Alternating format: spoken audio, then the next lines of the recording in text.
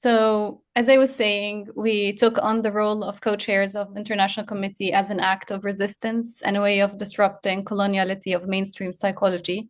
And in our role, we intend to amplify voices to dismantle systems of oppression and epistemic violence and demand concrete action and accountability from those in position of influence and power. And we intend to use this space to document and acknowledge the power of Indigenous knowledge and practices, aiming to disrupt the silence around structural injustice and horrific atrocities that the world is witnessing in shameful silence. And today is the first dialogue in disrupting this silence and decolonizing the concept of real liberation and trauma healing. We were really honored to host this webinar and on this dialogue with the Sumud Network for Mental Health. And I will leave you with Dr. Zainab Hinnawi as one of the founders of the Sumud Network for Mental Health to talk more about it. Please go ahead, Zainab. Thank you, Noha. Hello, everyone. I'm honored to represent the Sumud Network for Mental Health. Our network brings together professionals from Palestine and around the world, researchers, clinicians, educators, and community organizers who are committed to supporting Palestinians through advocacy, research, education, and raising awareness about the psychological impact of occupation and collective trauma. We work to highlight the importance of justice, freedom, and community solidarity as essential for both individual and collective well-being. Our focus is on creating ethical, context-sensitive approaches to understand and respond to political violence, trauma, and oppression, and to amplify the voices and resilience of Palestinian communities and oppressed communities. Our logo, which is the kite, reflects the vision of the network. The flowing colors of the Palestinian flag symbolize our commitment to the Palestinian cause, continuity, and collective strength. The kite represents human creativity, agency, and resistance. It rises above constraints and reminds us that even in difficult circumstances, people can remain connected, hopeful, and resilient.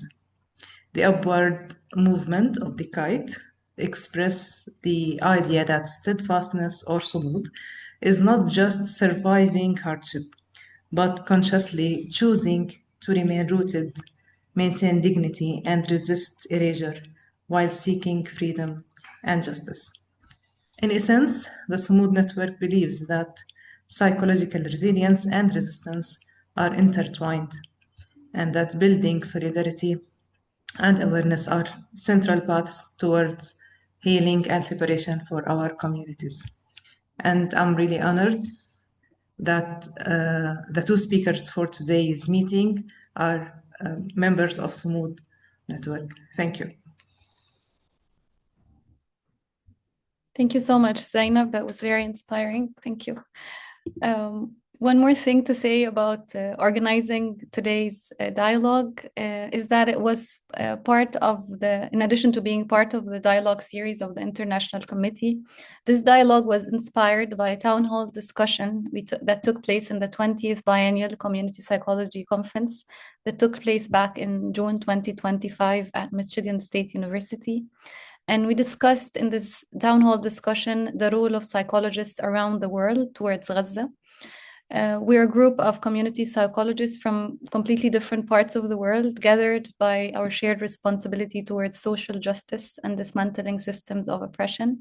I just wanted to acknowledge the members of the town hall, Dr. Sirdar Diramanjolo, Patricia Mirengolo, Mazna Patka, Radwa Rifat. And I just wanted to acknowledge them because the brainstorming of after the town hall brought us to this day, to the dialogue today. For our dialogue today, we aim to uncover how did Gaza liberate all of us across continents.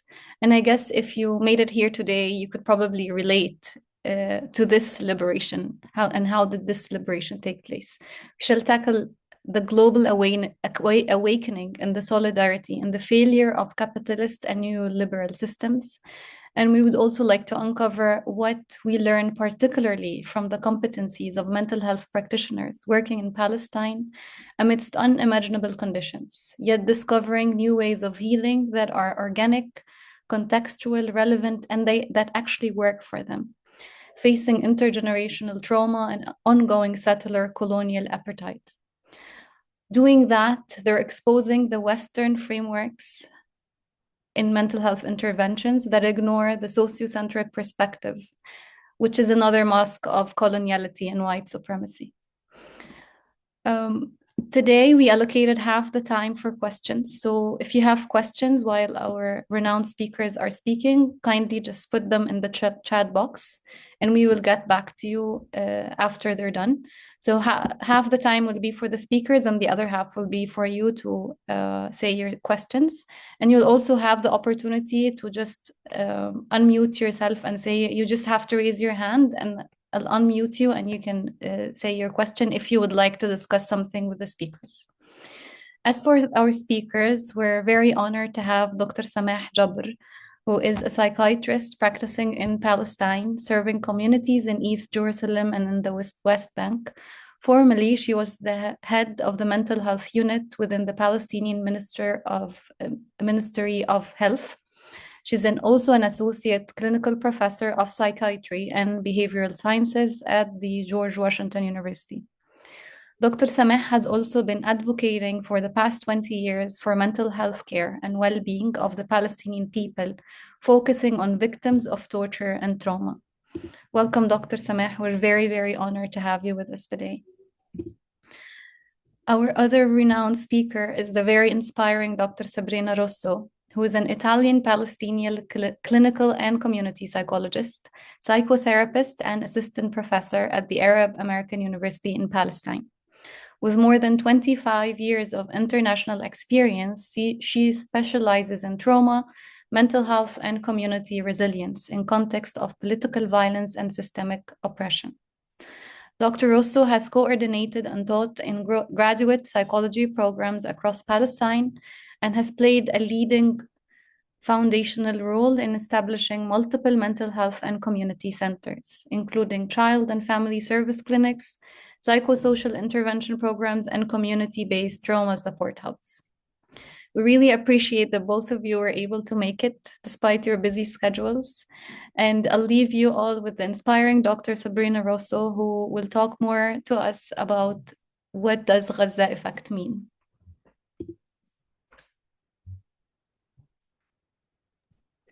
Thank you, dear Noha, to start for the very kind introduction. Thank you for the committee that organized this. And I love to share the room with my dear friend, Dr. Samah Jabr. Thank you for all the people that are attending. Assalamu alaikum. I'll try now to share my presentation.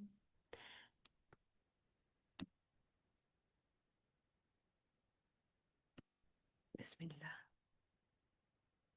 Okay. So,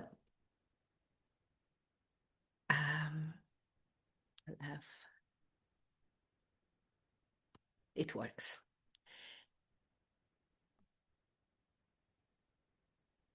So the Gaza Effect, right? We kind of share the belief that what happened in Gaza, it is not just a disgrace. It is, of course, and is an immense suffering that have signed our life forever, I believe. We also see the effects of Gaza, because we also see in Gaza the psychological, the moral, and the collective dimension of what is resistance. So what is the Gaza effect and why Gaza? Gaza has been the typically framed in the mainstream media as the site of humanitarian catastrophe and the trauma, the destruction, also been described as the place of victimhood. And this frame, it is not it is not really enough. I mean, we see much more than that. It is the site of collective agency. I like to call it collective agency because it is not an individual phenomenon. It's meaning making and is the ethical resistance. The scale of violence that we saw and we witness in different levels against the civilians, it was immense, to the level that, of course, many legal and human rights experts identified these acts as constituting a genocide under the international law.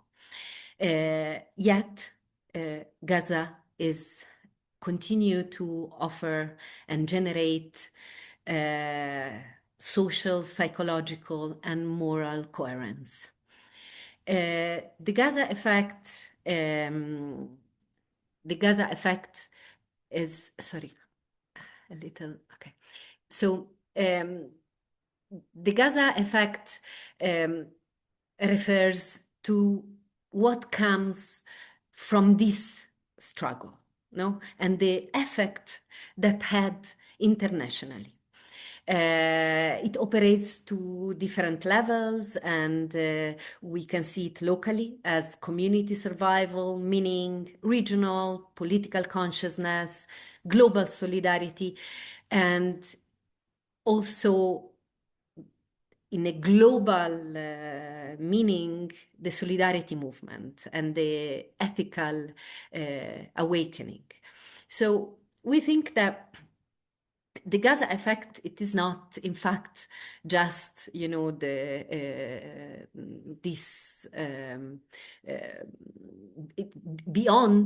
it's much beyond this dimension of suffering. It is in the everyday life. We saw family rebuilding after the destruction, children returning to schools inside the tents. And in general, the communities, the cultural and spiritual practices under the siege. That was a lesson itself for everyone. Plus, of course, that wasn't just survival. That is what we call Sumud, which is a very basic component and central component to the Palestinian psychology, which is describing resilience, but much more than resilience. Is the moral persistence in the face of suffering. I believe that all of this and all of this feeling that have been growing, watching Gaza, he gave a big chance also for mental health practitioners and psychologists in general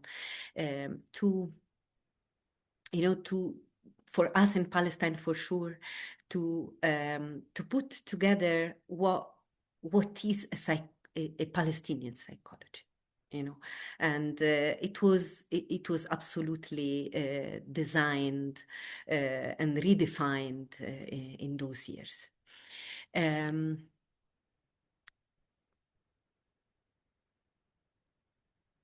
I'll give you some hint about what we mean with Sumud, knowing that Dr. Samah will go very deep into this. So it is, as I was saying, a central concept, and it differs from the Western resilience, the generical terms that is being used for Palestinians since a long time. No? The people that you distract them and they rebuild. Well, we see much more than that. Yani. First of all, it is not individual adaptation, far from that. It is not returning to the previous state, so it's not just rebuilding what has been destroyed. It's about identity. It is continuity in identity. It's refusing the moral collapse. And it is it is an ethical and political stance, because the suffering of the Palestinian is not something that we can or we should pathologize. It is political. It is a political act. What is happening to Palestinians, and is a political act the way we resist what is happening psychologically and physically and in all its means. In the researches, my latest research, the most, we have documented how communities maintain this dignity and purpose and connections, and Gaza exemplifies this in this collective scale. So we take a step from the Western psychology that focus on this individual to go into liberation psychology and in a de-colonial framework, in which we emphasize the most how communities developed strategies, make meanings, creates meanings, and resistance and solidarity, of course. In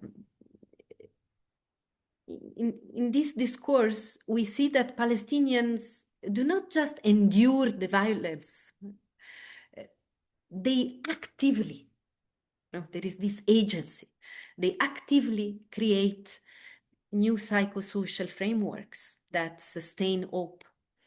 And it seems clear that sustains hope here and pass hope. It looks to me that this is something contagious. This is the Gaza effect.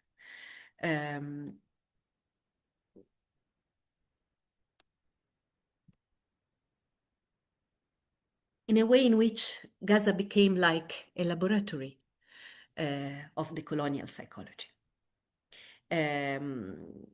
We do not want to individualize the suffering. We refuse to focus on diagnosis and the reduction to symptoms, the pathologizing of suffering, as I was saying. In the framework of the liberation and the colonial psychology, which is more near to what we are experiencing here, yani, we ask, how does psychology function under this structural violence? And how do communities produce meaning altogether? So in this way, Gaza represented a collective case study, not just for us, for everyone. There is the extreme oppression. I can't imagine an oppression more extreme than this, honestly. And despite this, there is an ongoing social organization. And there is still meaning and purpose. So in this framework, we see what I mentioned called community agency, the capacity of communities to act collectively under the oppression. So in Gaza, we saw this sharing resources and distribution of food. I had patients in Gaza, they were telling me, so after a long time, which means 8 months, finally some food entered during the first year, and there was a family that got 2 chickens, and they managed to share it with other 7 families. I bet they ate maybe 20 grams of chicken each one. But the point is this one, that we share. We do share, even in that moment. And this is it's also regarding caring of children, education, despite the destruction of the infrastructure that they should offer education. No schools anymore, no universities. And the collective care continued despite this. This is a form of agency.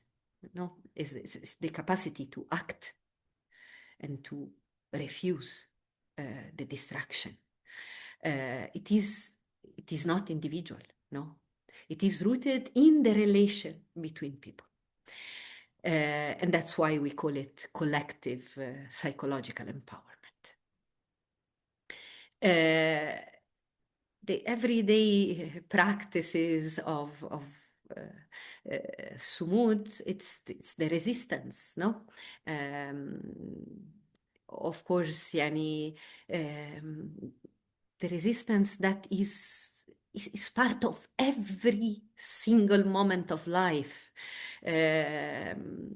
Every act, sharing resources, caring for the wounded, maintaining education, these actions embody what Frantz Fanon envisioned as revolutionary humanism. The creation of these new values, no, and social relation through the struggle. This is reflect a lot of what is happening here. And the images and the stories that circulates globally about Gaza, they generate empathy and even a moral outrage, I will call it. What we call it maybe qahr, you know, is this pain and anger but also it also create in identification around the world. The communities, they begin to mirror, you know, what this collective agency, and we saw it. They protested, they organized, they refused complicity, they boycott, and this resonance reflects a transitional liberation of consciousness. We observe Gaza and we start to question the social system that failed to meet the human needs, to reflect on complicity in this structural injustice, to organize around this, no?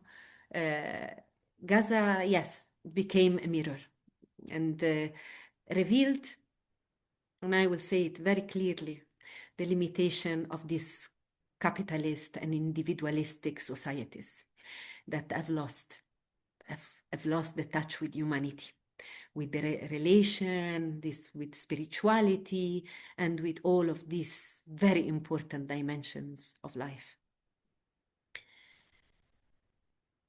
And since we mentioned spirituality,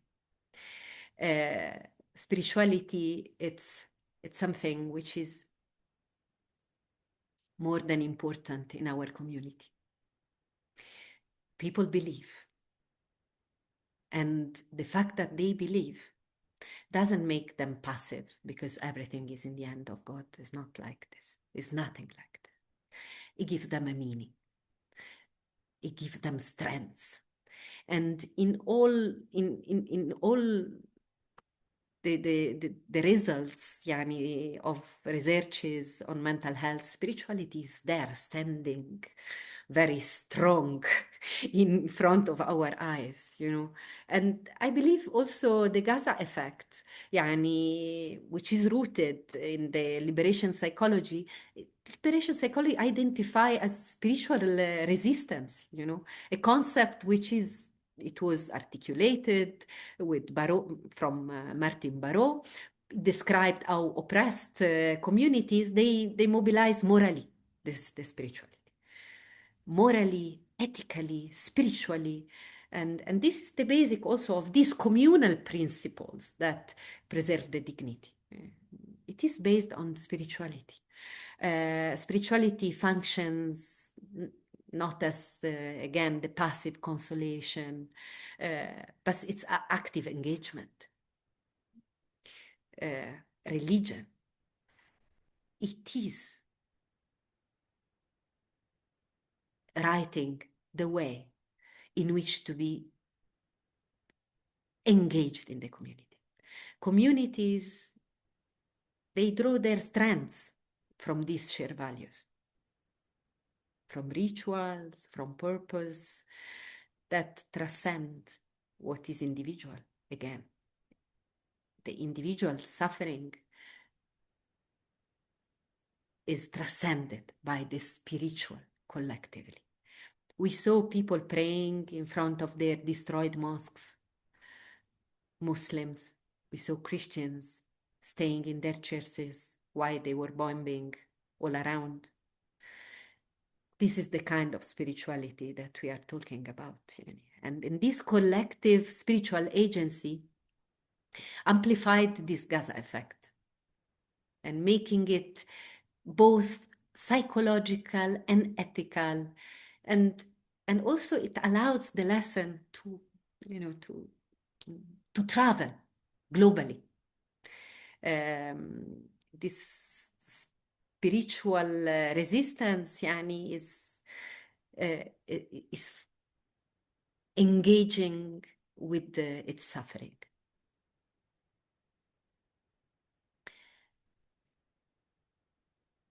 So let's talk about this global resonance of which inspired this Gaza effect story. So it does expose the moral contradiction in this dominant system and reveal the courage under this extreme suffering. And the global response was there. We all saw it, and it helped a lot. And we need to thank everyone that went to the streets and made us to feel less lonely. Mass protests, students, and labor movements, and grassroots solidarity networks. All of this gave us strength and faith and hope. The response, it was not out of, pity or sorrow. This is based on the ethical recognition and identification with Gaza, with the courage of Gaza, and with the strength of Gaza.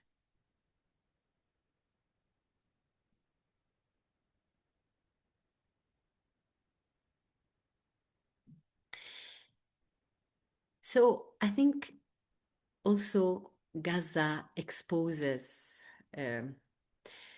as people across the globe witness this courage, and it opens many questions, like how this capitalistic systems, imperialistic system that prize material comfort, remain indifferent to human suffering.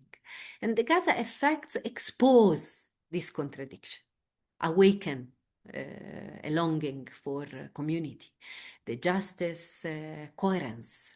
It's like the reaction to what is happening in Gaza creates a movement which is De-colonial, rehumanizing movement, which is, it marks like a break, a rupture in the global consciousness, and is challenging the Western societies. We see you. We challenge you to redefine freedom, not as possession, but as a relation.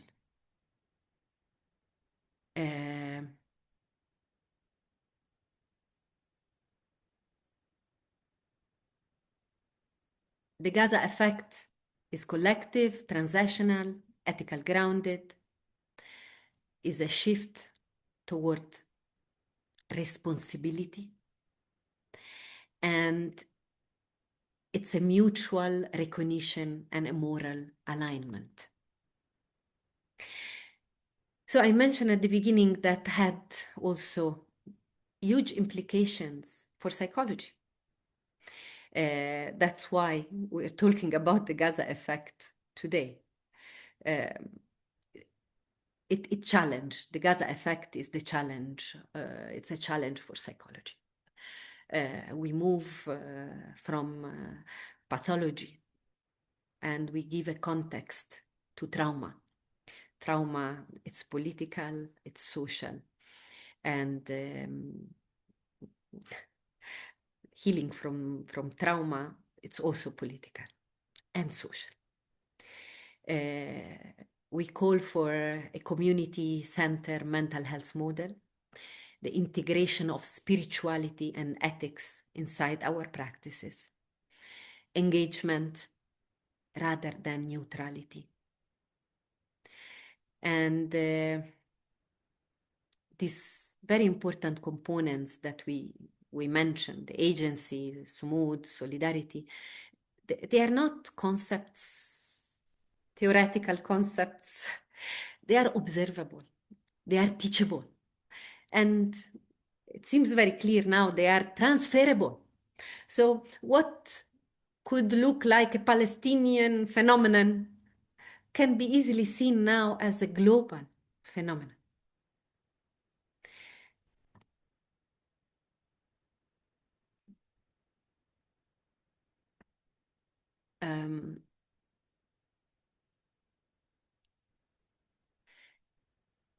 So across the globe, people advocate for justice, and this was their translation of the moral clarity. We can say now that Gaza changed the world, brought back the Palestinian issues on the scenes, and made us all to ask ourselves, where are we standing as humans also? It is not just symbolic. It represents the emerge of a new consciousness. This is what it is, and responsibility. And it's like the decoloniality in action, no? Not in theory, not in books, in action. This is Gaza and the resistance in Gaza. It's what anti-colonial means in all of these aspects, yeah, of course. The Gaza Effect offers a new lens for psychologists, for scholars, for policymakers to rethink both oppression and resistance. It challenged the Western-centric approaches to trauma, to well-being, to social organization, and is showing the value of the context, the value of the culture, and the ethically engaged psychology. This is the psychology we want, and this is the psychology I wish for everyone, not just for Palestine. Maybe we're privileged in Palestine, even. I reach to think this. The Gaza Effect is not a local phenomenon. No? It became this global epistemic intervention, the demonstration that resistance, morality, and community are one thing. We cannot separate it. We cannot be neutral again. And liberation, it's a social and psychological imperative. So, in conclusion,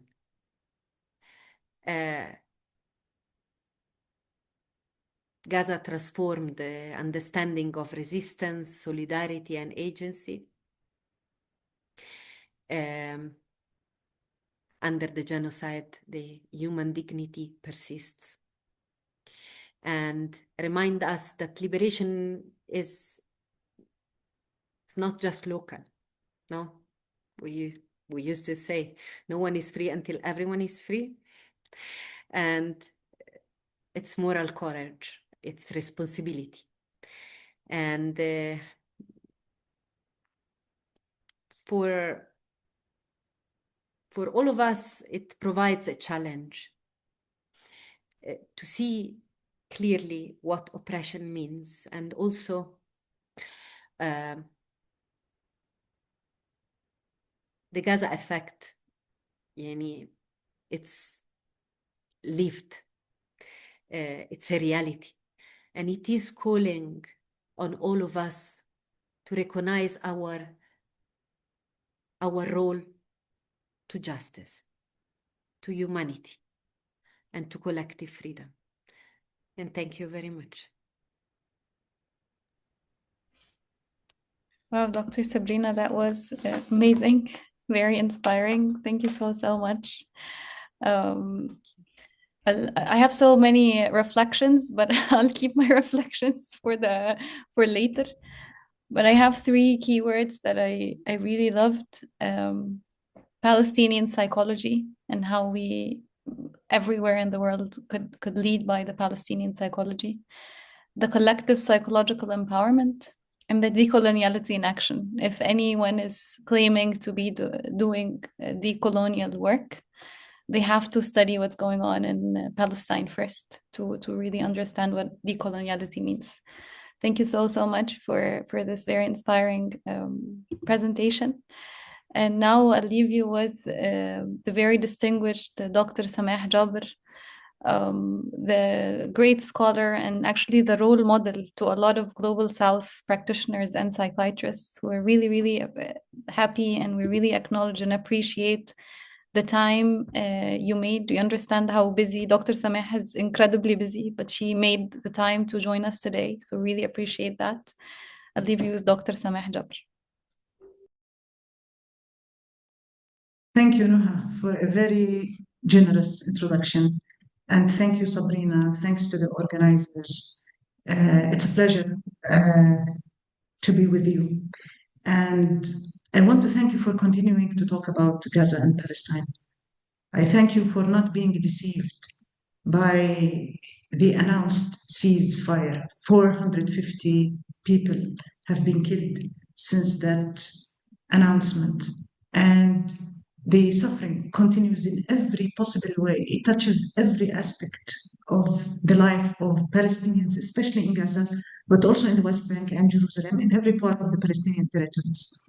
So we need to continue talking, learning, educating each other, and resisting what's happening. As professionals and people interested in the field of mental health, this is our way to resist. Our profession provides us with tools and experiences. And let me say a few simple, naive things before I present my talk. I think you don't need specialized people in the field of mental health like Sabrina and myself to tell you that what's going on is awful. And I don't think that we can reveal the most effective interventions that are suitable for our community. I understand it in a very simple way. What has been happening to Palestinians has been inflicted with human evil, a lot of human evil. And I think the antidote for this is human kindness. We don't need to be so sophisticated about it. It is as simple as this. Now, let me tell you a little bit about the praxis of de-colonial approach to mental health in Palestine. Let me start with this story from childhood. When I was in the 4th grade in a Jerusalem school, we learned a simplified version of the Robinson Crusoe story. And it was taught to us as the story of the resilience of a white man whose ship was damaged by a storm, and he found himself on an island. He discovered that island and he appropriates it. But one day, he just starts creating his boundaries, his zones, and his territories.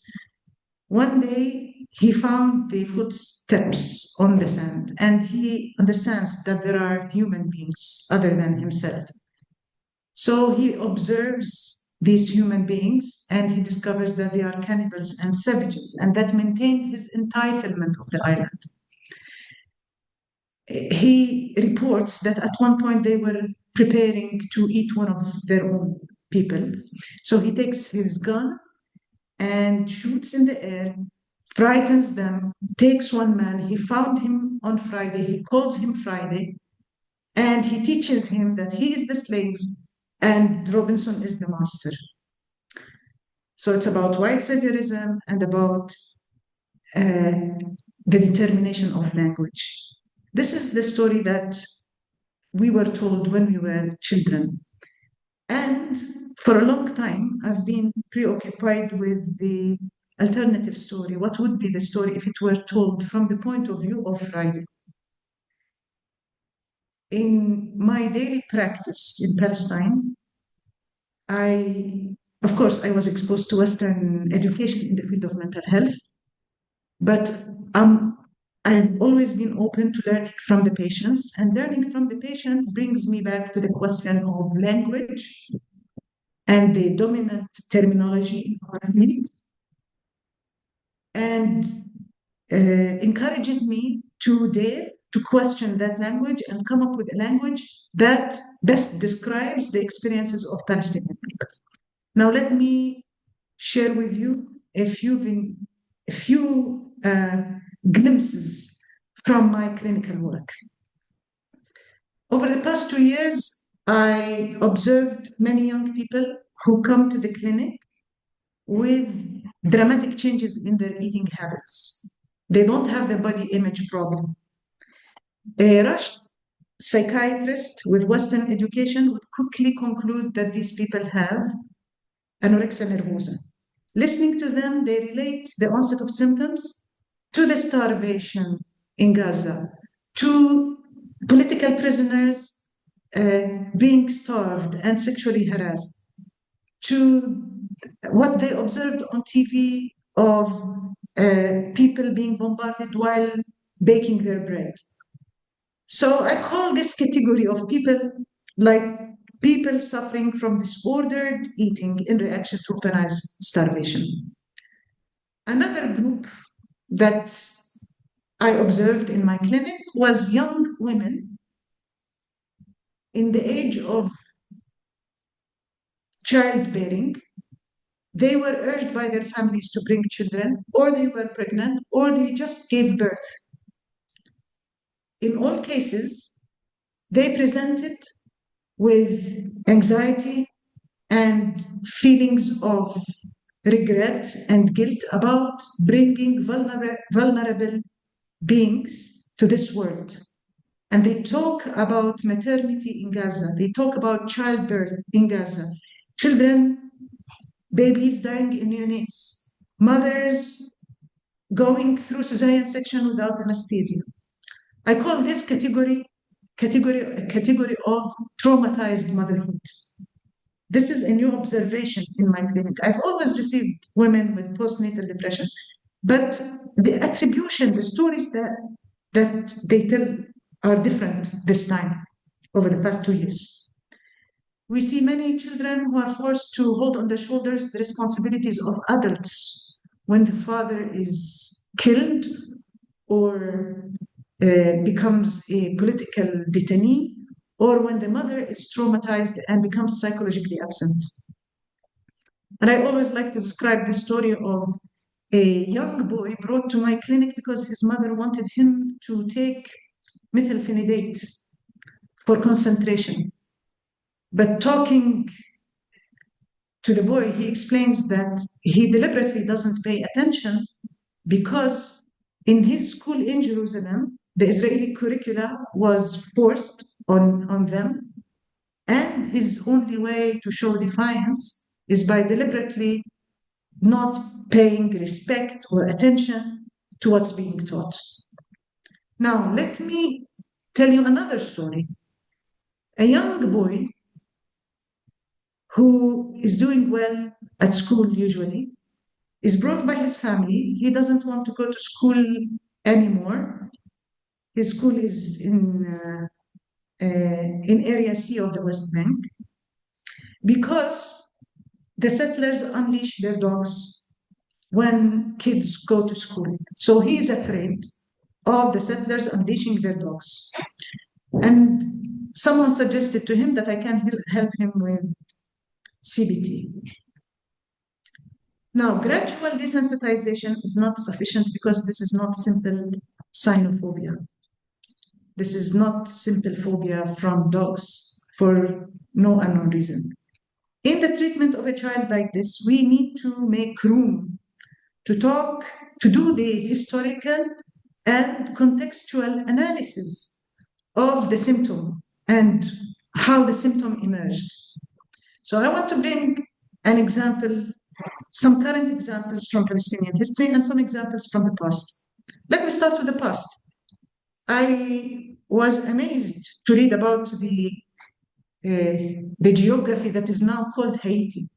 During the French colonization in the early 19th century, there was a revolution, and the French administration there brought dogs trained to desire and devour black skin. They were trained, it's gruesome, I don't want to describe how these dogs were trained. But when they received the dogs, they made a theater, a spectacle, a scene where a black man was attached to a pole and the dogs were unleashed to eat the man, cut him into pieces, while the whole community was forced to witness and see. And that fear of dogs remained in the minds of the black people. And there are many examples of dogs in the plantations that were helping the white man go and capture the slaves with drapetomania who would flee from plantation. In South Africa, there are similar examples. Nowadays, we know in the US, most of the serious injuries caused by dogs that arrive to emergency room, most of the people affected are black men when they are not the majority of the community. So there is something that remains in the historical memory of human beings and probably of dogs, or the dogs fulfill the wishes and the attitudes of their owner, and they can become an extension for the military power. In Palestine, we need, in order to treat a child similar to this person who arrived to see me, we need to make room to talk about dogs being used for night invasion to arrest people. We heard stories about stray dogs eating the corpse of martyrs in Gaza, and we heard stories of military dogs being trained to rape inmates, Palestinian political prisoners. So in our practice, we need to understand the history, the surrounding, and how the people who come with clinical symptoms react to what's being told in media, to what's being experienced in our political life. Dr. Sabrina mentioned a few issues that we have with Western psychiatry, Western mental health, and here is a list, a big list. I will not go thoroughly in that list because it will require a lot of time, but let me explain a couple of these things. Ontological language. We have different ontological language to describe our experiences. When Western media and Western colleagues talk about what's happening in Palestine, they usually use the term trauma. But honestly, it's very rare for a Palestinian to come to the clinic and tell me I was exposed to trauma. And if they were, maybe they mean a car accident or domestic violence, or they are just using a language that is modern and trendy. Now, most people use a local language talking about what's happening as zulm, man-made injustice, man-made deliberate injustice, or ibtila, which is a trial, or musiba, what's befalling on people. Ibtila and musiba and qahr and zulm, those are the terminology. And usually we reduce this important and different terminology and try to express ourselves in a language that will be understood outside Palestine, and we lose a lot by doing so when we refer to this as trauma. For example, the word ibtila, it forces us to not only ask the person what has happened to you, but the word ibtila also demands another question. What do you do about what happened to you? And this brings us to the question of agency that Sabrina was talking about. So we need to distinguish that ontological language, which is different. And, you know, I've been talking about psychological imperialism. This is the assumption that Western psychiatry, which is produced by the minority of the world, is universal and superior and applies to everybody. And we've been talking a lot about the need to generate knowledge from the global south and from Palestine.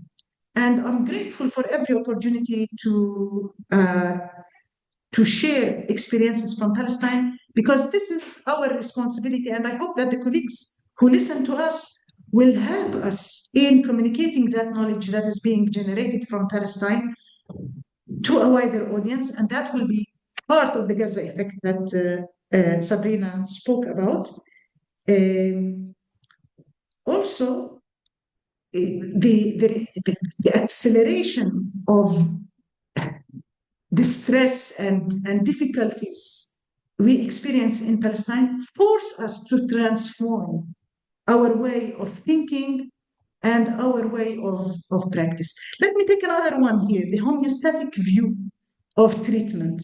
Western mental health assumes that we need to help people to bounce back, to adjust to difficulties. But in a situation of oppression, we need to destructure, we need to undo the structure of violence. So the homeostatic view is problematic for us. Let me take the humanitarian aid,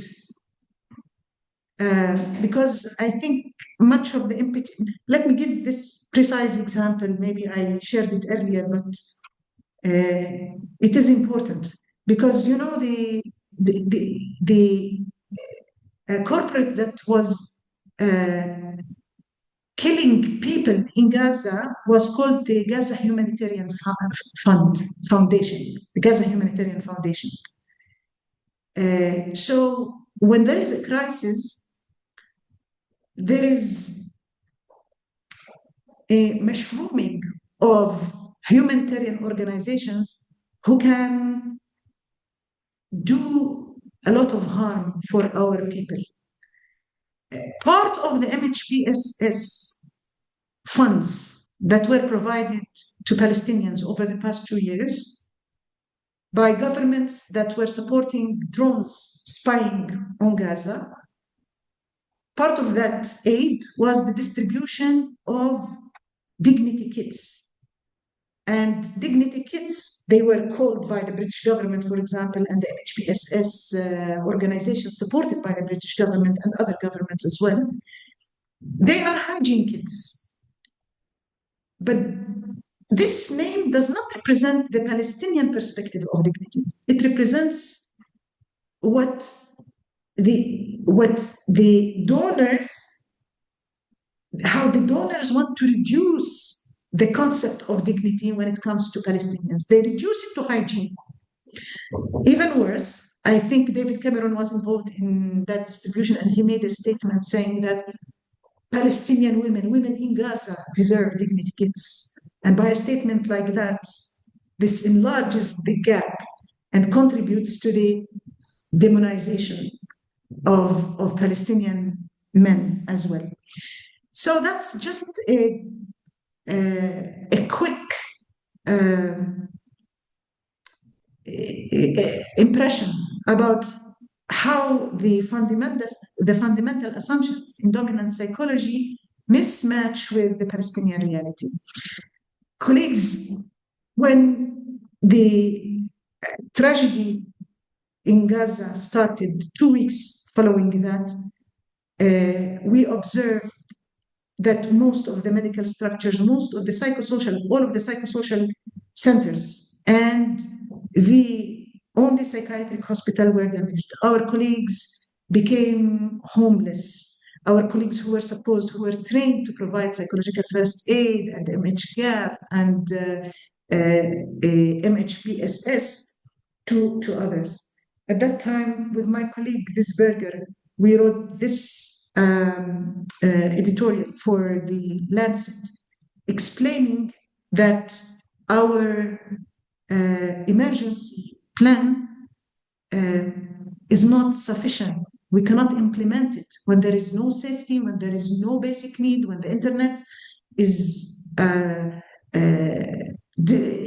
interrupted, or where there is no safety to do the online calls when everything is being spied on in Gaza. So we work in such a reality. At the same time, I was receiving many calls from good-willing, well-intentioned colleagues saying that we have this evidence-based program for PTSD. We can teach Palestinians to implement this intervention. But those interventions are suitable when trauma is from the past, when we have safety, and when the future is promising. These three conditions don't exist in the Palestinian reality. We work with very limited safety. We work with people who are deprived of basic needs. Sometimes the clinical questions become questions about the basic needs, about shelter, about food, about salary, tuition, and so on. So with my colleague Zainab, we proposed this alternative framework for trauma, where we talk about colonial trauma. Colonial trauma that has been going on over a century since the Balfour Declaration. We mark the major events over a century, and we explain that this kind of colonial trauma does not only affect masses of individuals, but also it weakens the relationships and the connections between individuals. It causes a lot of harm to the Palestinian social fabric, making people envious, make them internalize a sense of inferiority, sometimes fascinated with the aggressor, with the oppressor. It infiltrates feminicide and fratricide among our people. Western psychology has not provided us with suitable tools to amend and treat this broken fabric, this damaged fabric by trauma. And when we talk about colonial trauma, we know that we are talking about Palestinian historical trauma, which is colonial, cumulative, collective, and cross-generational. So this is the framework that helps us understand the reality of trauma in Palestine. Of course, it takes many different shapes, and there are many specificities under this umbrella, overarching term of historical colonial trauma. There are different shapes of trauma: the trauma of parentification, the trauma of displacement, trauma of starvation, trauma of torture, trauma of humiliation. You can imagine. And I think we need to treat those who are affected by displacement in a different way than those who are affected by torture. And we need a specific intervention for people affected by humiliation. I invite you colleagues to read the Minnesota semi-starvation, experiment, which took place in the 40s, in the early 40s, in preparation for the rehabilitation of the people who will come from concentration camps. The people were made to survive on half of the calories that they needed. Over 24 weeks, the physical effect was immense, but also the psychological effect, where people stopped being polite and nice and social. They started being rude and aggressive. They lost libido. They lost motivation. They started eating non-edible material. And they thought, the designers of the experiment, that with a 6-week of rehabilitation and restoring the usual food, people will recover. But guess what? It took 2-3 years and people have not yet recovered. And the reality in Gaza made me interested in reading about the transgenerational, the cross-generational effect of the starvation in China and Ireland. And I understood from that revision that the offspring for 3-4 generations will be affected. There were higher prevalence of mental health disorders among the offspring. Interestingly, one generation was keen on achievement and money making, but they were poor in their parenting skills. So it's very interesting. So that particular starvation made me learn many things from other experiences that will help me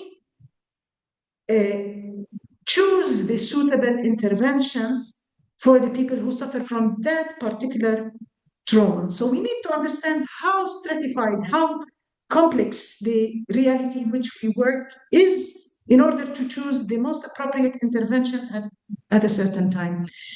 This is also a quick proposal of what we are trying, how we view interventions in Palestine.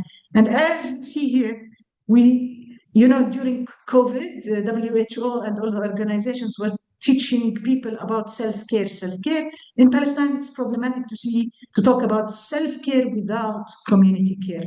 We gather groups of journalists, groups of health workers, groups of ex-detainees who are adolescents, wives of political prisoners, and we try to promote healing spaces and listening groups among them so that they can take care of each other and help each other. For many years, I've been talking about resistance, agency, advocacy as important elements. Because colonial trauma has the intention of freezing people into helplessness and canceling their agency. A short definition of trauma is that it is the disaster of helplessness. So anything that helps people regain their agency and express their resistance to the reality will contribute in liberating them from helplessness. When there is no agency, people feel guilty. And I've been hearing many people inside Palestine and outside Palestine saying, I feel guilty, I feel helpless, I feel helpless, I feel guilty regarding what's happening in Gaza. There are many, many examples of how people ground themselves in spirituality in Palestine. Let me give you these 2 quick patient stories. In reaction to the trauma of abandonment, some people talk about the story of Yusuf, the legendary Quranic story of Yusuf, who was abandoned by his 11 brothers who conspired against him and dropped him in the well, and then he was found by merchants and he became a slave. Then he got in trouble with the authorities, the wife of a person in authority, and he ended up in prison. Imagine people bring up this story to explain, to help them deal with and normalize the abandonment that they feel in reaction to the political abandonment and betrayal of the people in Gaza. And they try to make meaning of this painful experience, of this senseless experience. They try to make sense of it using some legendary stories. Another example, the example of Mary, the Virgin Mary, Sayyida Maryam, when she was going through the pains and aches of labor, and at the same time being ostracized by the community because she was pregnant without a father. So at that time, she, according to the Islamic literature, she said, "Ya laytani mittu qabla hada." I wish I have died before then, and I wish I had gone to oblivion. And then what was the revelation for her? It was push towards you the trunk of the palm tree. وَهُزِّي إِلَيْكِ بِجِذْعِ النَّخْلَةِ. What does that mean? Agency. Try to do the minimum, the symbolic thing about your situation. That was the revelation. And many people bring up, I learned these things not because I'm deep in Islamic scholarship, but because I hear it from people and I learn from what people tell me. So people ground themselves in spirituality. Global solidarity has a therapeutic effect. And another form of resistance and resilience for Palestinians is to maintain our story, our truth, to maintain our narrative in the face of falsification. 2 days ago, we heard the American Barack. I don't know what position he has, but he made a speech and he said, we need to change the narrative about October 7th and what happened in Gaza. So our mission is to maintain the story. And we learn from Latin American liberation psychology, testimonial. Testimonial is not, all evidence-based trauma practices talk about reprocessing and maintaining the narrative. But when a community is damaged, the narrative is dispersed. It is shattered and fragmented. In testimonial, we bring people together. Everyone has a small piece of the puzzle. So they tell their little story. Every one of them can tell a small story of what happened to them. And then we compose the story of the community, what happened to us. And there are several examples in the world where people bring together archives, stories, novels, in order to tell the erased truth, because the power that had the intention to eradicate the Palestinians will make sure to eradicate our stories. And it is important for us to maintain this story for the recovery of the people, for the rehabilitation of the society. And there is a meeting point between testimonial from Latin America and the Islamic principle of وَلَا تَكْتُمُوا الشَّهَادَةَ, and do not conceal testimony. So I think this is an important element for Palestinians. This is another example of how we try to contextualize our interventions and make them culturally relevant. Someone wrote that today is the commemoration of Al-Mi'raj, the ascension of the Prophet following the year of sorrow. And in Jerusalem, we also have the story of the ascension of Jesus Christ following the crucifixion. So kites, when children fly their kites, there is the symbol of transcending over pain. And we have been observing children in Gaza flying their kites in juxtaposition to drones. This is amazing. And we were inspired by this observation, and we made this intervention thanks to my colleagues, Liz and Zaina. And this might be my last slide to put together all the good things that Sabrina said about Sumud. As we see here, first, let me say that Sumud is a state of psychological state, but it is also action oriented and it is political. It's not only what's happening to an individual, it is the relationships between people and the collective aspect, the sociological aspect of how people live their trials. We don't want to ideologize it, mythologize it, in a way to help us go to sleep. We need to understand that we need to keep nurturing it. Sometimes we exaggerate the sumud of the Palestinian people so that we can go to bed in peace. No, we need to understand that it's like a tree. If we nurture it, if we give it compost, it will flourish. If we ignore it, it will not thrive. The manifestations of Sumud can include the affirmation of culture and identity, creative expression of agency, preserving the national narrative, the story, and historical memory. It's about community care, collective connectedness, and compassion. It's action against oppression, it's resistance, it's maintaining the dignity and the virtue of the community in spite of hardship. It's about steadfastness, perseverance, and connection. But in order to keep the good fruits of Sumud, we need spirituality is food for this, the positive aspects of psychology like optimism and empathy, the social virtues like takaful and tarahum, those are important principles in Islamic faith, but also it's structural, the health, the education, and the good governance, the integrity and transparency and social justice and accountability within governance, within social institutions.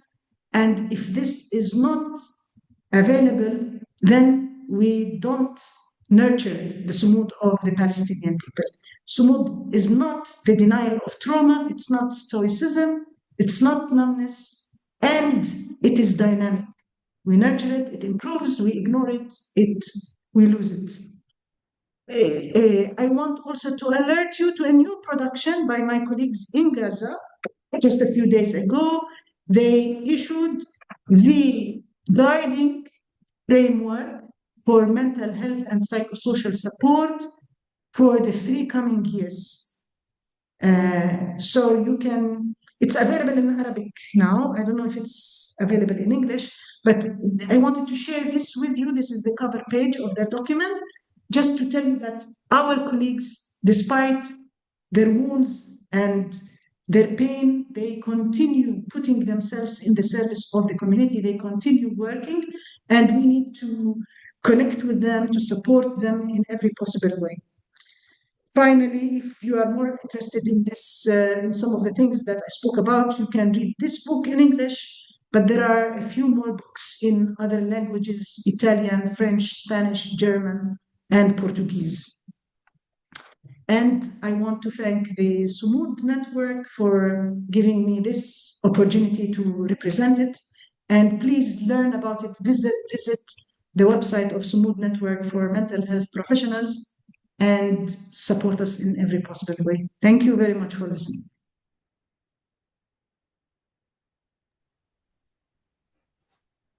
Wow, Dr. Samah, thank you so much for this very inspiring presentation. You can see the chat box already. A lot of people are very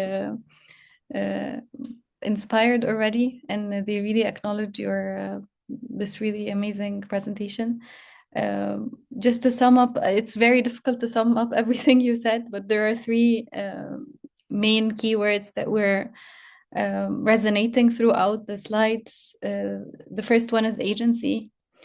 The second one is transcending over pain. And the third one is to avoid romanticizing the sumud concept of the Palestinians, to be able to sleep at night. I really love that part because it's very important that to all of us who are in solidarity with Palestine. We have already questions in the chat box, and please, if you have questions and would like to have a dialogue with our speakers, you can just raise your hand. The first question is Raisa. I'm not sure if I'm pronouncing your name correctly. Raisa has a question for Dr. Sabrina. She said, I'm a Palestinian on my mother's side and studied community psych in Miami. I really appreciate you bringing forth the lessons of liberation, not just being local. What are some calls to action for people within and without academia? This is her first question. And the second question is this the space to talk about the Palestinian campaign for the academic and cultural boycott of Israel? Those are her questions. So I really don't know if this is the space in which we can talk about this, but why not? I mean,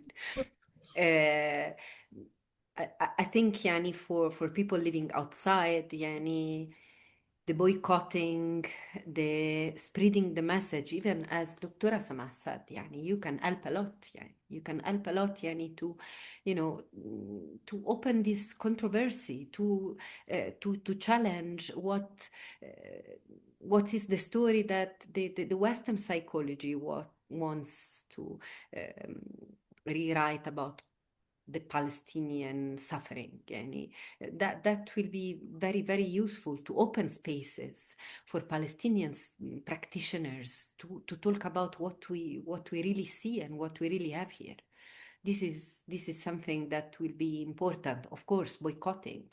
There are many lists I continue receiving from Italian universities, calls for yani signing to you know like to boycott the collaborations with the Israeli entities, universities, and researches. So that's what we can do, and if not too dangerous, because I feel that sometimes it is. يعني join demonstrations.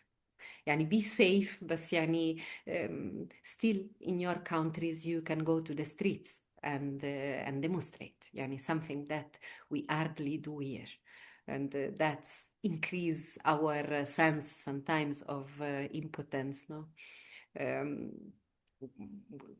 it is difficult يعني for us to do it. يعني.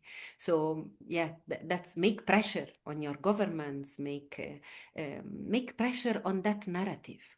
You know, I think as mental health workers and even academics, there's a lot that you can do. Absolutely. I wish I answered. Thank you, Dr. Sabrina. We have another question about storytelling by Hiba Zafaron. She's saying, I'm wondering about the nonce around storytelling or testimoniology. What are the underlying intentions / ethic and intentions, especially as we have seen how stories of the Holocaust have become weaponized? So I'd love to hear a bit more about this in the Palestinian context. To be transparent about the background, she referenced an article. So I think she's referring to the storytelling or the testimony part, Dr. Samah, you were talking about. Yeah, in individual therapy, reprocessing. Well, listen, the stories that are not told will become symptoms, will become somatic symptoms or emotional symptoms or functional symptoms like loss of sexuality or loss of sleep. So most of the therapies focus on creating safety in the relationship and helping people to tell their story, to narrate. Now, when we're talking about collective trauma, the story is not only what is happening to you, but also what's happening to your neighbors, what you watch on TV, the stories of your classmates. And in a situation like the tragedy we observed in Gaza, every hour something tragic happens, and the brains cannot conceive all what's happening. And the intention of that intensity is that the stories go to oblivion. it's the influx of information and tragedies is huge and beyond us. We need to help people to speak if they want to. We need to provide containment, holding environment, and help them tell the story as individuals, but also we need them to process what happened, because when they gather and tell the story, they sometimes say things that express the emotions of others. Now, let me give you two examples of how we do it practically. We don't force people to speak at any point, but we invite them and we provide holding environment for them. For example, in our kites intervention, using kites, when children gather, we try to promote collective work. So they make the kite together using white paper. They use the colors they want, write whatever they want, draw whatever they want. Then they go to the field, they fly the kite, they come back, and we ask them, we make gentle invitation. We ask them, for example, where did you want your kite to reach? Who is the person you wanted to connect with through the kite? What message did you want to send with the kite? What message you hope to receive with that kite? So those are invitations. What comes up? We tried it in several settings. What comes up? Children talk about lost homes, pets, friends, playmates, their classmates who shared the desk with them. They killed uncle, they killed aunt, the dolls and toys they left at home. So otherwise, it's difficult to talk about this. And when some start talking, others are encouraged and they share. So this is one example. Now, let me give another example where I found the archiving and the collection of memory is very, very interesting. I visited a place in Italy that was demolished by the Nazis. Let me remember the name. Pieve Santo Stefano. In that village, that most of the village, the town was erased and people fled out of it. And I think one home or one building stayed. Now, this place hosts the archives. First, the archives of the people who fled that experience. So they wrote what happened to them because they know their piece, they're part of the story. And then they started doing that for refugees and immigrants and other people in Sicilia and other people who are marginalized in the community. I visited that place, and you go to a museum. In that museum, you enter a space, and there are many drawers. So you open the drawer, and you hear an audio. The audio is telling the story that was written by a man or a woman who lived that experience or whose parents lived that experience and heard it. This is the oral history, because finally mainstream media will write their own story about Palestinians and what happened to them. So we need to write our own story, because if we don't do that, it will contribute to the misrepresentations of Palestinians. I would love to create archives for the people who survived the situation in Gaza. Many people do it on their own, but we need to organize it in a way so that we gather most of it and we preserve it for the future. I think this archives is very important for memory, for history, and for healing as well.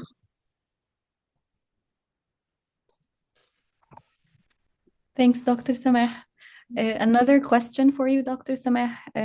Joanna is saying, my dad survived the US-backed war in Salvador. I'm a PhD candidate in critical social psychology in New York.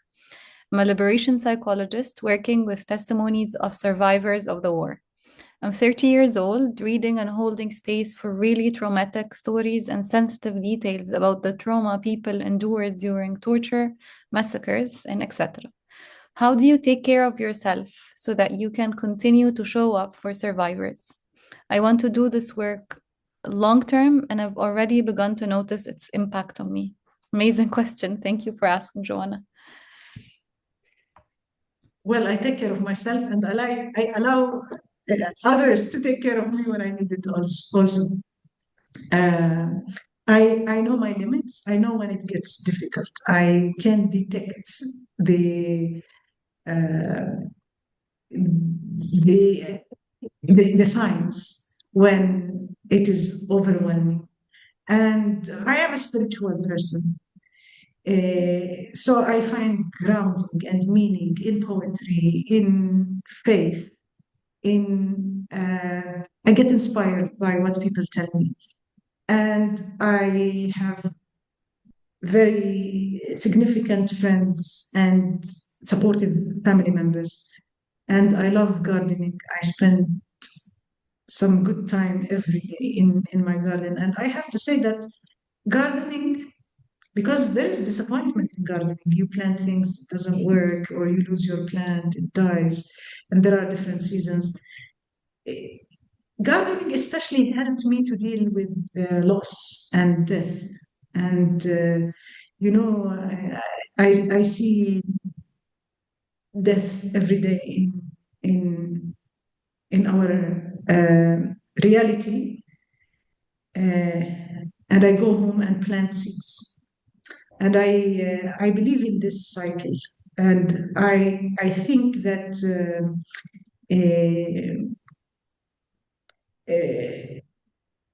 my work is my contribution, is my defense against helplessness. I understand colonial trauma as a deliberate trauma that wants to make me feel helpless. In my work, I support others. So this liberates me from the feeling of helplessness. And I also see that I can help people shift from that position of helplessness. For me, this is similar to planting seeds. And it's a very small action, but we see good things if we are patient enough and consistent. That's beautiful. Thank you, Dr. Samah. I was wondering about the same thing, actually, so thank you. Lama Abu, also, if any of you would like to ask the question directly to the speakers and have a discussion, you can just raise your hands and unmute yourself, and we can have this discussion. Lama Abu Qida, Lama Abu Audi. Do you find any of the tools of psychotherapy survive and may prove useful in the context of working with Palestinians? And I think this is a question for both of you. So, Dr. Sabrina, do you understand the question, or do we need? Yeah, can you repeat the question, please? Yes. Do you find any of the tools of psychotherapy survive and may prove useful in the context of working with Palestinian? If Lama, if you would like to just unmute yourself and ask us more, explain more. Yes, I'm happy to do so. Hello. I listened to both presentations, and it left me with a question. I mean, I understand the context of an ongoing oppressive political situation will force all the terms of psychology that we know to shift to understand and deal with the situation, given that the context is intrusive all the time on the individual psyche. But it left me with a question like, do you find any of the normal tools that we use with psychotherapy in more safe spaces useful? I mean, are you still, do you still consider offenses? Do you think that, I need to have this patient is disconnected from reality, all the kind of traditional stuff? Does any of it survive, and you find yourself kind of reaching out to it as you're working with Palestinian patients? Maybe I can answer this question partially. Of course, there are useful things from psychotherapies. Many concepts from family therapy are very relevant when we work individuals, and many CBT can be manualized. It's easy to structural, easy to educate, easy to implement in short time, as far as we take it with flexibility. and we don't feel. What I don't like about the gurus of psychotherapy is that they emphasize the loyalty to the model, where you don't, where you're not allowed to omit anything. Now, that is problematic because sometimes I work in Palestine and I'm not sure that the patient will come next time. So I will try to do the maximum. I will not do it according to the holy book of the guru who invented the intervention. But I have been training on CBT in Palestine and EMDR. We know a lot about family therapy. We brought people to provide intensive courses here, but we need to take it. Those are a few tools in our toolbox.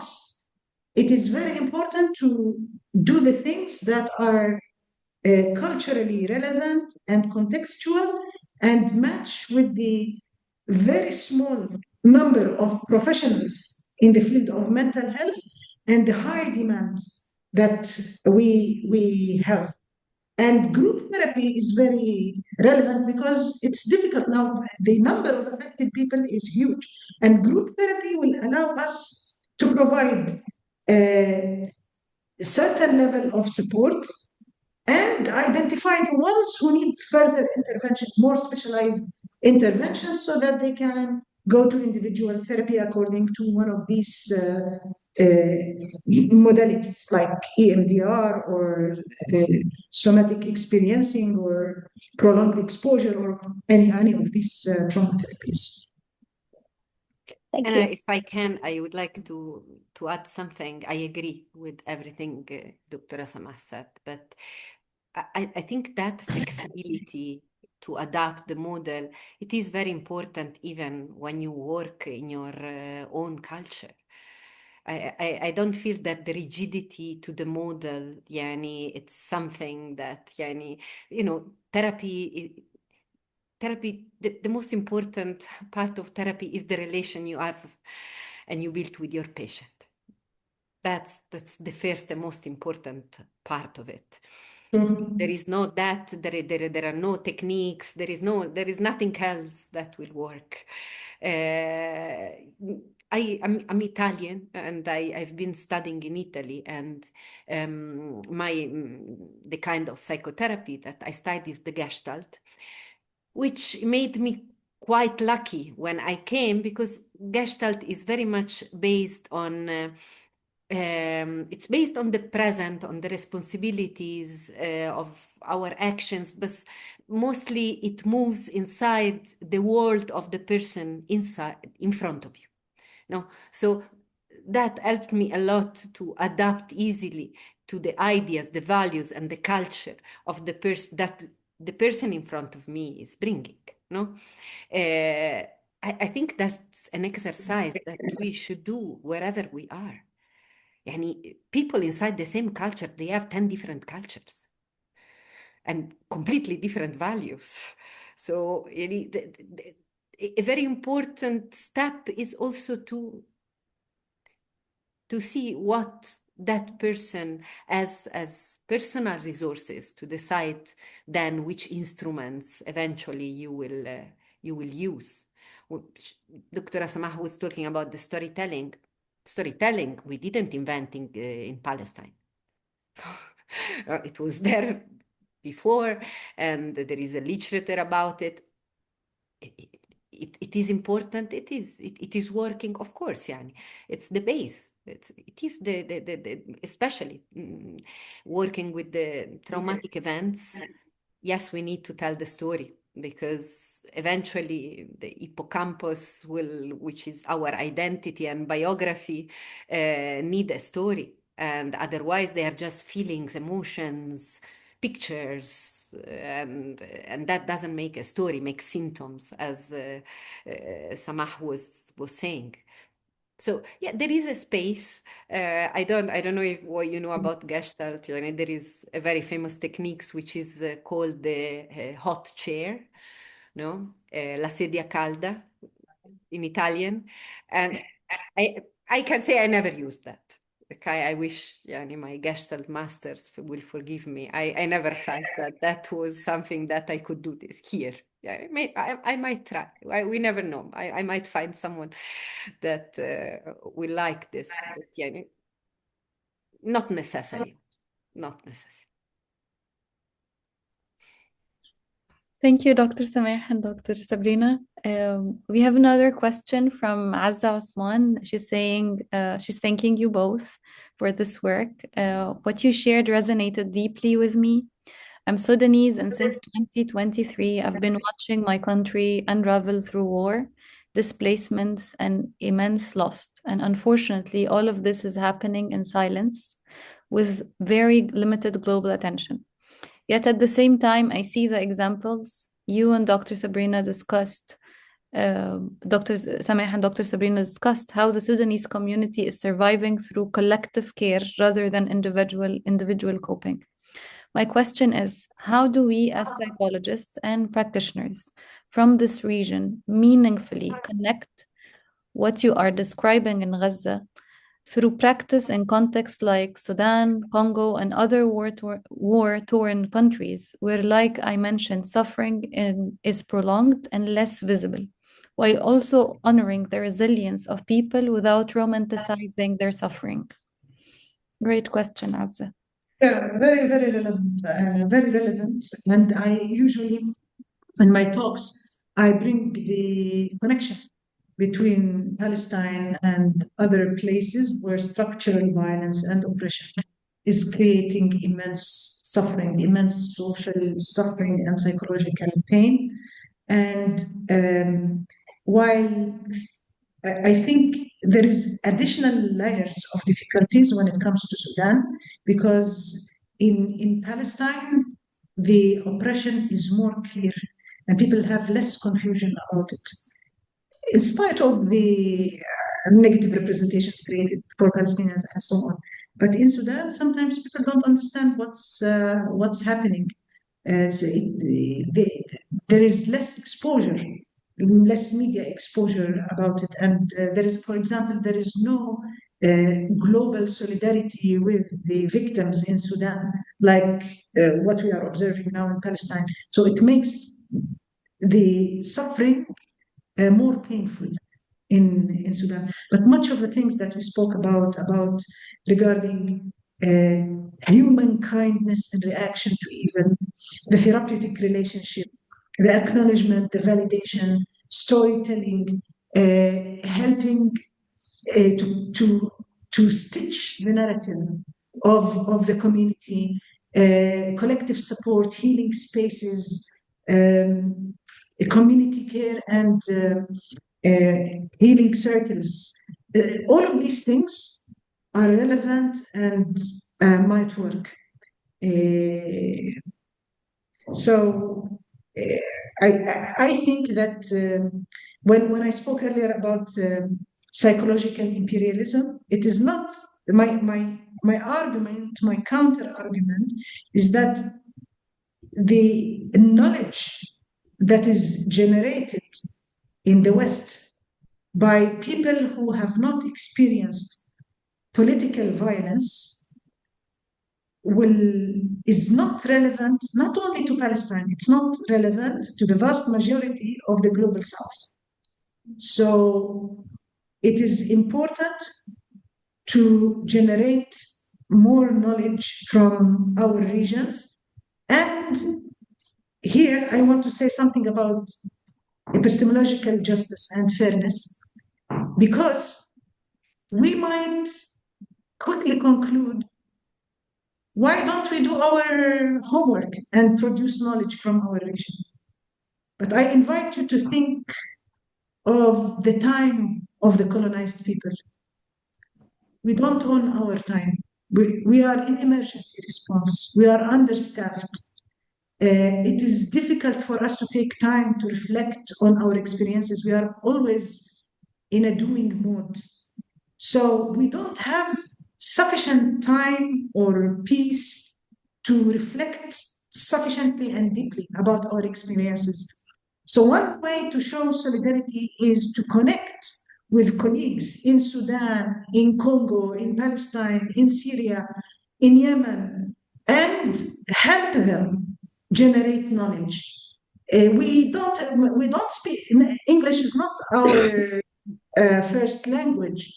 Many of the journals require us to pay money in order to get published. And then when we are published, our colleagues have to pay money in order to read what we published. So there is an industrial aspect of the publishing business that keeps us in the shade. We need to challenge this process. We need to be empowered, to be helped to produce more so that we create some fairness in knowledge and generating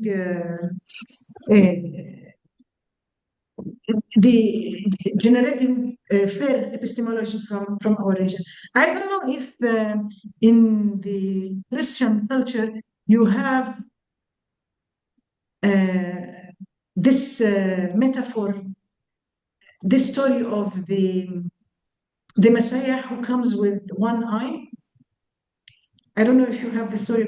Okay, that's a legendary story also in some of in our culture. But I think it's metaphorical. It's usually misunderstood as if it is a concrete person coming with one eye. But I think the problem of one eye is that we see things only from one aspect. We don't use both eyes to look at things. And in terms of in terms of psychology, I think that we use one eye in psychology, not the two eyes, and encouraging people in troubled situations to produce knowledge from where they are will help us see things using the two eyes. Great, thank you, Dr. Samah. There's another question for both of you, Dr. Sabrina, Dr. Samah, from Kelly. I would ask you to expand on Dr. Samah's last slide. As Palestinian psychology is being globally discussed, the strength of Palestinian people being shown to the world, how do we confront the weaponization of Sumud and resilience, as it is sometimes turned into a political tool and tool of oppression? It is not just to expect Palestinians to endure such atrocities and justify it because they have resilience, sumud, and community strength.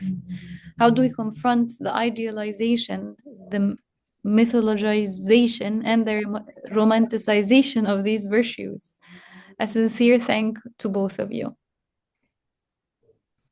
Maybe I will partially answer this question. I think we need to report on and tell stories on the different subjectivities of Palestinian people.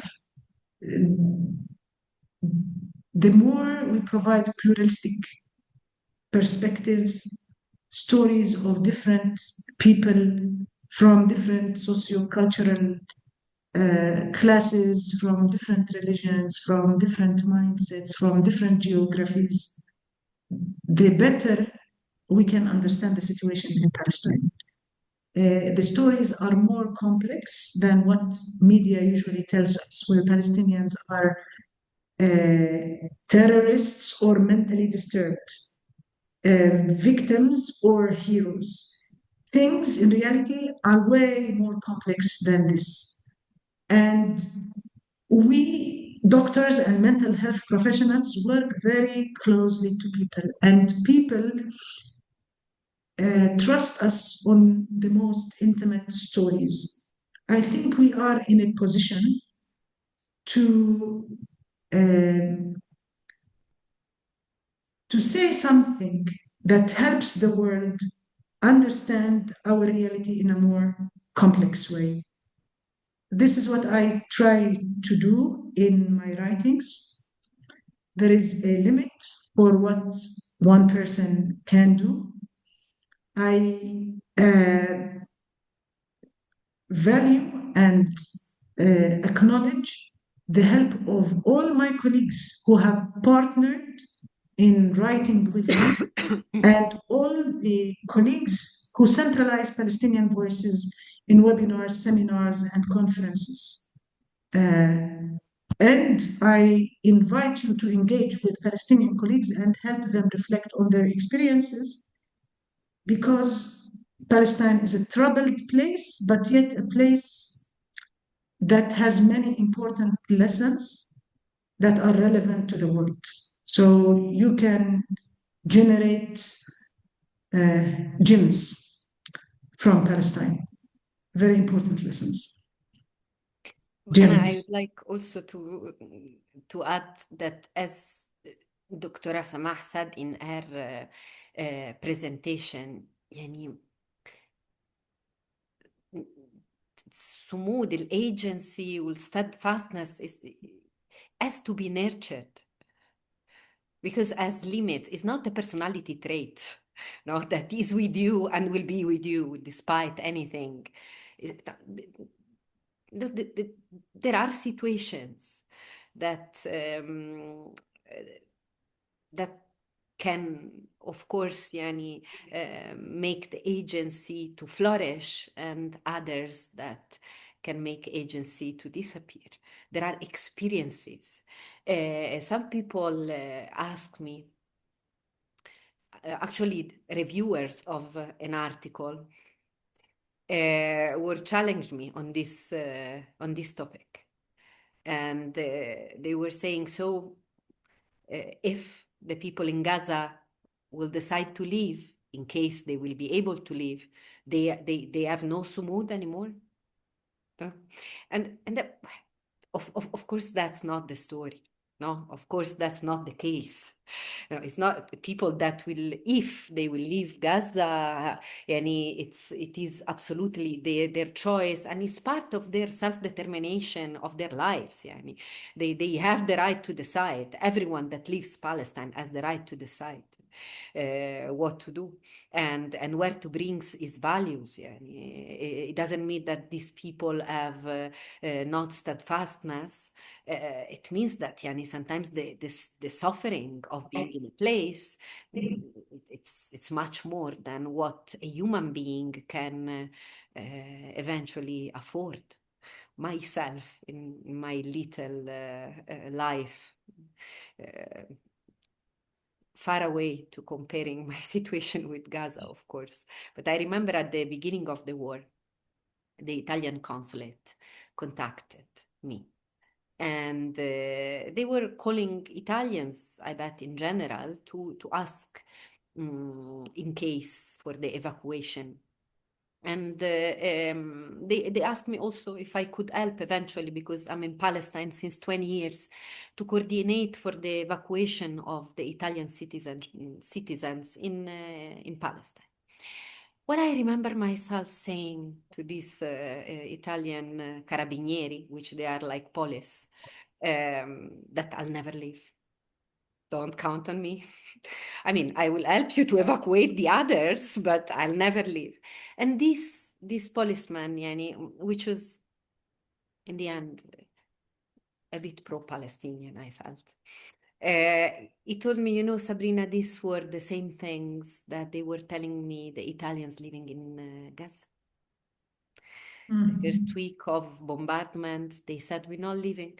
Shukran. Thank you for the offer. The second week, they said, no, we're not leaving. The third week, after 1 month, they called us and they told us, evacuate us. There is a plan B for these people, of course.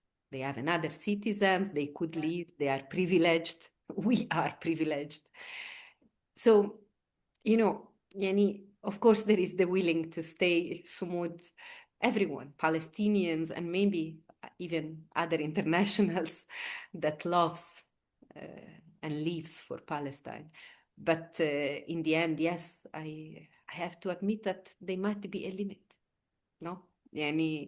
Let's not romanticize. Yeah, no.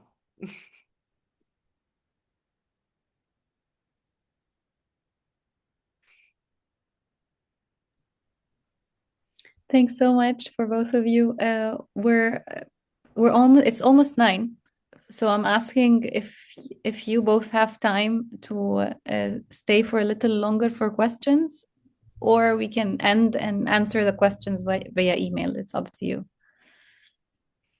If there is one more question, maybe we can take it.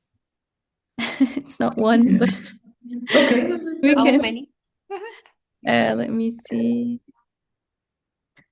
There are a lot of thank yous, and I really encourage you to read the chat because there's a lot of really nice things said about both of you. Okay, so we have like 2 or 3 questions left. Is that okay? Yep. And we have Dr. George raised his hand. If you would like, yeah, you can go ahead. Dr. George. Hello, everybody. Excuse me, I don't speak English very well, but I should like to thank you, Dr. Samah Jabr. I am a Jew Arab from Morocco, fighting for protect Gaza history, and I am working on the Shoah history and a specialist of Shoah in Strasbourg, France. And for me, it's changing everything. The Gaza genocide is changing the mind in Occident, and we have to take care now in Occident of this new tragedy. And it's I'm sorry, I'm not able to explain myself, but I just want to say thank you to you and all people in the meeting, and we are going to fight to protect the Palestinian as a brother and sister, and we fight to convince Jew population to change her mind in the future. Thank you very much. I appreciate your words. Shukran. And see you. Hein? Merci beaucoup. Merci à toutes. Merci. Merci à vous. Merci. Thank you so much, Dr. George, and good luck in your project. And thank you very much for your comment. We have a question from Ashtar Somi. She says, I'm a Palestinian from my father's side, and I work in France with the Palestinian community. We support the families who come from Gaza during the genocide. We are opening community spaces to try to share resources in the exile. Dr. Samah Jabr, have you some recommendations about how we deal with the collective trauma they went through, knowing exile outside of Palestine is another violence if it's not too general to respond? With Zainab, we have the experience of supporting 2 groups of people evacuated from Gaza in different parts of the world, in Bologna, in Italy, and some in Australia. We need to realize that this is not the same population. By the time they leave, we can find differences in the population. For example, the group in Italy were evacuated due to medical reasons, while the group in Australia were evacuated because they have a family member in Australia. Australia is a big geography, so it's difficult to bring these people together. While in Bologna, people are gathered near each other and they meet, they have formed a community, they meet with each other. At Bologna University, there is a team that has been collaborating, like there are 2 teams of volunteers who help them deal with the logistics of life, filling forms, helping them figure out where to take their children to school, how to access medical care, how to seek logistic help and fill forms, and a group of therapists who provide a 1-year healing circle for people. It's interesting. One thing that I learned from the people who go to this, who participate in this healing circle, they told me how helpful it has been for them to connect with the volunteers. So already the volunteers are providing, the volunteers who help them, who don't do any therapy with them, but are just being kind and warm and hospitable and help them with logistics. This has been very supportive psychologically for them. That's why I argue that people need human kindness to undo the impact of evil. So we need to bear that in mind, because sometimes this is more effective than the sophisticated therapy that we professionals provide. We need to be humble and learn from people's experience.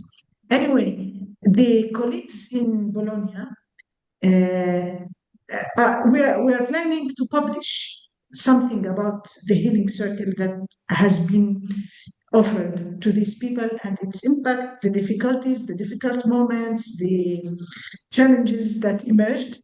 I have to say that this is a work in progress, and we should not assume that what worked for them there would be relevant even for other groups of evacuees who live in other parts of Italy. So each community has its opportunities and difficulties, and I think no one of us has this experience. We need to be flexible enough and modest enough to learn from people and to do our work tentatively and be willing to change whenever people give us signs that we need to change what we are doing for them.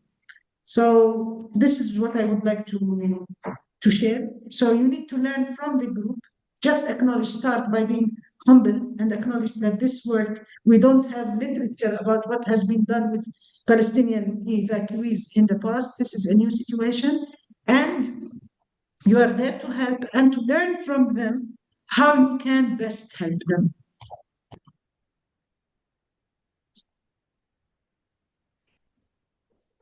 Thank you, Dr. Samah. Our final question, Annalisa is saying, attending this webinar has been an honor.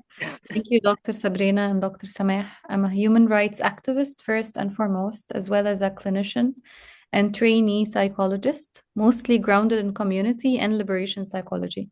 I have many years of experience working with people who have survived torture and have experienced the limitations of the Western colonizing and medicalized models of recovery. As a privileged white European clinician, I guess my question is, how can we use our power in Western society to support the Palestinian resistance, challenge dominant narratives, and create meaningful acts of solidarity within our profession? Connect with a Palestinian colleague and take this as a learning journey. I would like to refer to the work of Nimisha Patel. She writes a lot about a human right-based approach to mental health. So I like this lens that combines between mental health and human rights. I think it's a very important component. There is a long history. I want to ask to answer to the second part of your question about how can you privileged white people help us from where you are. I just want to remind that for a long time there has been institutional mental health institutional hushing of the Palestinian perspective when we brought the violation of human rights of Palestinians to the discourse of mental health of Palestinians. We have two important reasons to bring this back on the table. First, because Ukraine paved the way to talk about trauma and its impact and its relationship to mental health. So what has been hushed for Palestinians became permissible with Ukraine, and also the latest escalation in Gaza. I think when, you know, one of the wrong assumptions in Western mental health is the false understanding or the biased understanding of neutrality and impartiality. where it is usually understood as being neutral and impartial about human rights violation, about political violence, about torture, when it is not. So if I bring it up with my color, with my headscarf, there will be many people shrugging their shoulders. I think you will receive less reactions like that. This doesn't mean that I will stop, but I invite more people who can bypass the prejudices of institutions more easily to accompany us in challenging institutions and to practice the ethics of non-neutrality when it comes to human rights violations and injustice.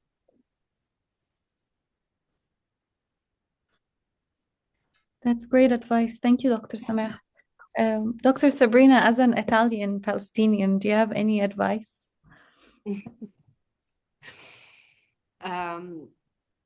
Well, Yani, I live all my experience personally and professionally always like a person that has a foot in one place and a foot in another place.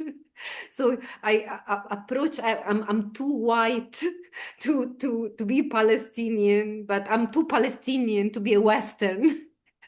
So I have myself some identity issues sometimes. Yeah? I think in concern to the last question, that human rights and mental health, they walk together.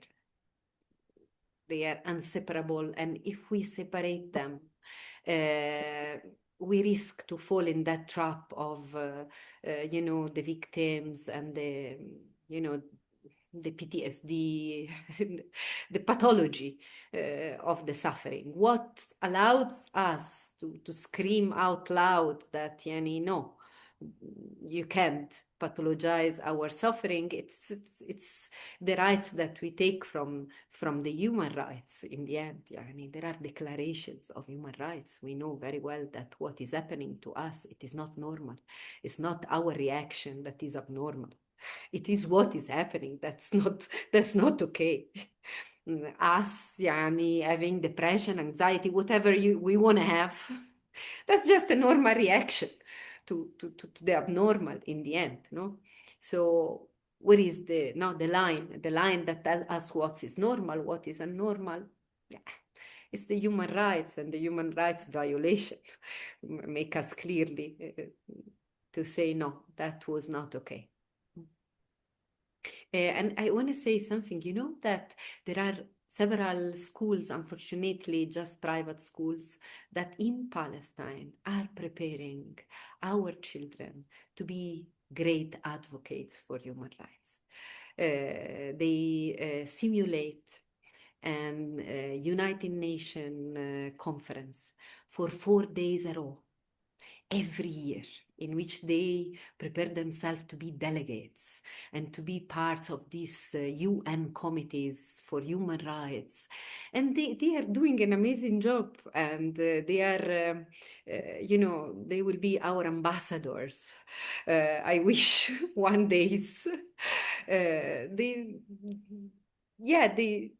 Human rights, here it's something you find children that they are like 5 years old, and they can advocate for Palestine. They can tell you all of the violations that occurs.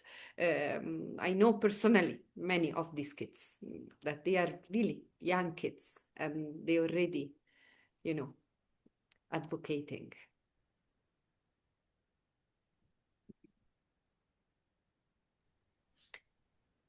Thanks, Dr. Sabrina. Thanks for bringing the hypocrisy of the UN. We have the same ridiculous movement in schools in Egypt as well. So hopefully they will be liberated one day as well, in their minds first. So that's the end of our dialogue. I would, if you have any final thing, something you would like to say, final notes. So, Dr. Samah, if you have any. I would like to thank you very much. I'd like to thank you, Noha, and all the organizers. I'd like to thank Sabrina. Wonderful to see you. It's been a while. And thank you very much for your interest in attending this webinar, and have a good night. Thank you, Dr. Dr. Sabrina. Thank you very much. Do not forget that the Gaza effect exists just if there is an effect. Don't leave us alone. Stay with us. And thank you very much. This was an amazing space. To feel also that we're doing something which make us out of impotence in the end. So yes, let's keep like this. Let's keep together. Let's keep fighting. And thank you very much for everyone, all the efforts of the organizers. Nice to see all of you. Samah, I wish to see you personally one day. Bye-bye. Thank you so much, everyone, for attending and for sharing this space with us. We really, really appreciate your time and acknowledge the amazing effort and great knowledge, Dr. Samah and Dr. Sabrina. This has been incredibly inspiring, useful. We'll have the video uploaded on YouTube, and we'll send you all the presentations for Dr. Samah and Dr. Sabrina and the YouTube videos and the resources shared on the chat box, inshallah, in a couple of days. So thank you so much, and have a lovely evening or day, depending on your time zones, everyone.